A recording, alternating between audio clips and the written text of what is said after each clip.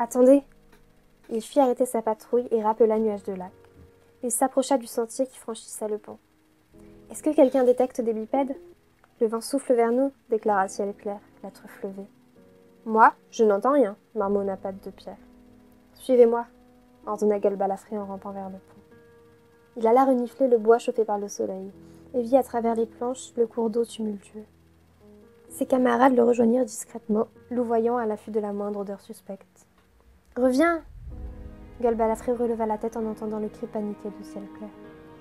Nuage de Lac avait déjà traversé le pont et flairait la rive opposée. « Mais c'est notre territoire !» rétorqua la novice. « Jusqu'aux gorges !» Je me demande bien pourquoi Plume Fauve ne lui a pas appris à obéir aux ordres. Les apprentis ne font jamais ce qu'on leur dit, ronronna Patte de Pierre avant de jeter un coup d'œil à Gueule Balafré. Pas vrai? Seules les cervelles de poisson suivent les règles sans réfléchir. Tout à coup, il vit que son frère s'était ramassé sur lui-même et grognait. « Quoi ?» s'alarma le jeune guerrier tigré beige. Il suivit le regard de Cœur de Chêne et sentit ses poils se hérisser sur son échine. Des taches colorées se déplaçaient entre les arbres, d'abord blanches, puis rouges, et vertes et bleues. « Des bipèdes !» s'écria Gueule Balafré, tétanisé. Des petits bipèdes sautillaient dans les bois sur l'autre rive, à quelques longueurs de queue de Nuage de Lac. Ciel Clair s'était précipité vers son apprenti en crachant « Cours !» Cependant, Nuage de Lac fixait les bipèdes sans bouger, la fourrure en bataille, les yeux étincelants. « Mais cours !» répéta Patte de Pierre. Les petits bipèdes se tournèrent et crièrent sitôt qu'ils aperçurent un Nuage de Lac. « Cours, bon sang !» fela à son tour Gueule Balafré, cri de panique. Comme cette idiote d'apprenti semble avoir pris racine, il fonça droit vers elle. « Viens !» lança-t-il à Ciel Clair lorsqu'il lui passa devant.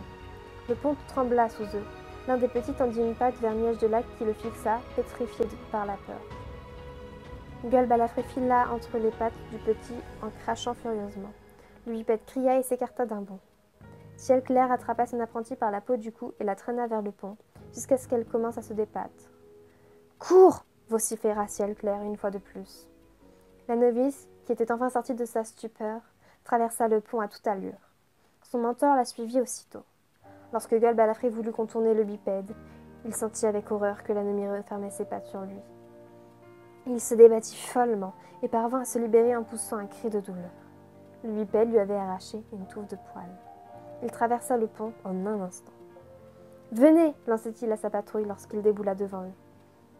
Après avoir jeté un coup d'œil en arrière pour s'assurer que tous le suivaient, il s'élança sur la rive, puis il ralentit pour les laisser passer devant et ferma la marche.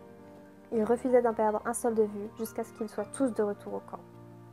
Les cris des bipèdes s'atténuèrent lorsque les félins approchèrent de leur foyer. Gueule Balafré réduisit l'allure en apercevant les roseaux. Ses poumons brûlaient. Il finit par s'arrêter tout à fait, tête basse, pour reprendre son souffle. Ciel Clair fit une pause, tout comme Cœur de Chêne et Patte de Pierre. Nuage de Lac continua à courir jusqu'au roseau où elle fonça tête la première. Elle préférait traverser à la nage plutôt que contourner le camp.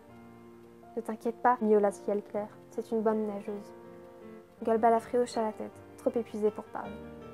Les poils de Cœur de Chêne étaient toujours dressés, et Patte de Pierre cherchait encore à reprendre son haleine.